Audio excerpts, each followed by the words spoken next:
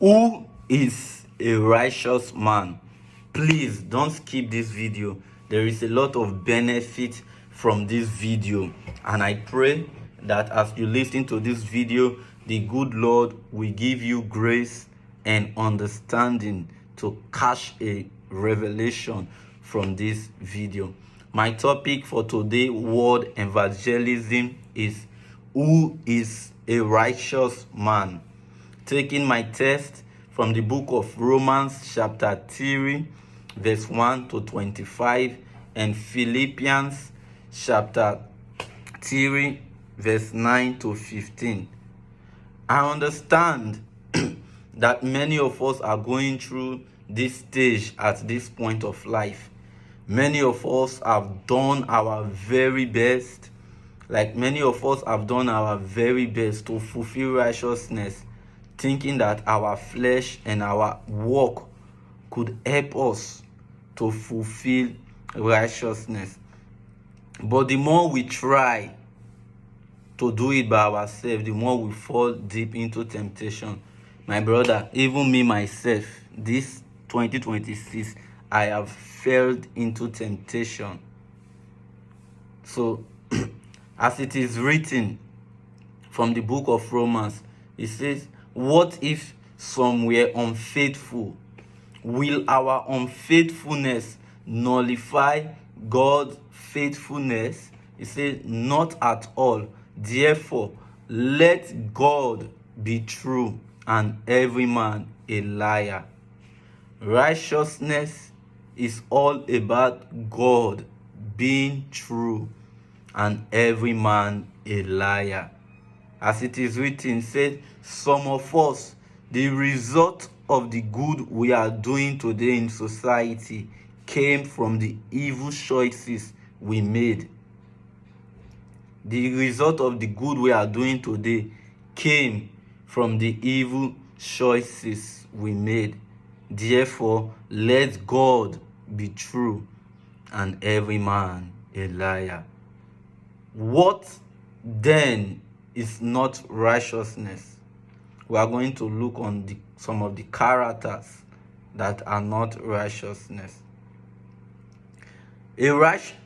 Righteousness is not that man who always does the right thing. Righteousness is not about you doing the right thing always. Righteousness is not about me coming here to evangelize. Righteousness is not about that pastor who preach with power, who preach with miracle. Righteousness is not about that pope. It's not about wearing white and white. Righteousness is that man who have total belief and trust in God. A righteous man is that man who believes in Jesus. For example, Abraham was called a righteous man. Abraham was called a righteous man because he believed in God. He believed in God. Abraham was called a righteous man because he never turned his face away from God. A righteous man is that man who will never turn his face away from God. A righteous man is that man who will always seek the mercies of God. A righteous man is that man who will always seek the face of God, who will always have confidence of God. A righteous man is that man who will always ask God for strength and help. A righteous man is that man who depends on the word and the Spirit of God. Righteousness is a grace given to us by God through the death and the resurrection of Jesus Christ. It's a grace given to us through the death and the resurrection of Jesus Christ. You cannot have righteousness by your own work, by your own flesh. You cannot do it by righteousness. Is not about your own. It's not even about your discipline. You cannot fulfill righteousness. As it is written, it says we are all under the power of sins. So righteousness is all about God being true and every man a liar. It's total dependence on God, on Jesus. Knowing that it is not about you, but about him. Abraham was a clear example of righteousness, of faith, not because of his works, no, but because he believed God, because he obeyed God, because he walked with God, because he never turned his face away from God. Okay, so now that we have know what righteousness is, we all still need to press on to know more about the power and the purpose of his death and the resurrection of his death and the purpose of his resurrection, so that we can be able to participate in the suffering, that the same suffering that Jesus Christ went through. We need to press on to know the purpose of why he came to this world, of why he suffered, of why he died, and why he was resurrected.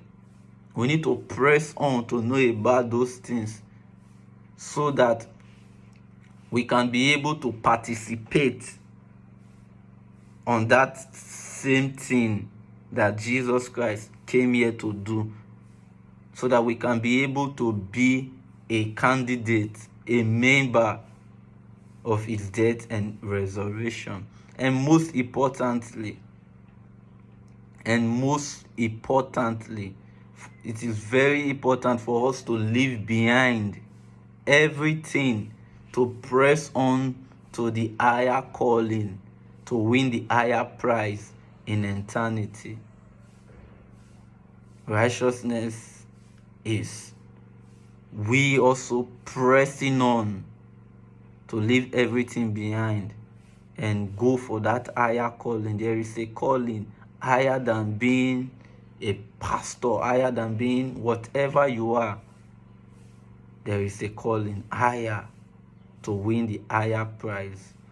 So I encourage all of us that are matured to take view of these things. Take view of our decisions. Take view of your decision. Take view of this message. In fact, replay this message so that we can be able to live up to the righteousness that we have obtained, that we have attained in Christ Jesus. Review your life.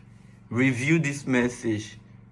Review decisions, so that we can be able to live up to the righteousness in Christ Jesus, to the life that we have obtained in Christ Jesus. I hope somebody is blessed already.